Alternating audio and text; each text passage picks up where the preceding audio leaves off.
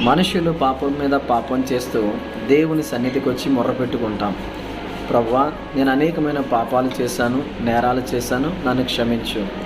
అదే మన కుటుంబ సభ్యులు కానీ మన స్నేహితులు కానీ నేను చేసిన పాపాలు నేను ఒప్పుకుంటున్నాను, నన్ను క్షమించంటే మనం ఏమంటామండి? మనం సాధారణంగా నేను నిన్ను క్షమించనురా, నీవు నాతో మాట్లాడొద్దు అని మనం దూరం పెడుతూ ఉంటాం.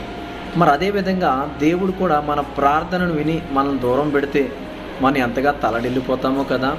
ఈరోజు చాలామంది అట్లానే ఉన్నారు. ఈరోజు వారు తప్పులను తెలుసుకుని మన దగ్గరికి వచ్చినప్పుడు మనం క్షమించగలిగితే మనము దేవుని పిల్లలుగా మనం ఉండగలుగుతాం.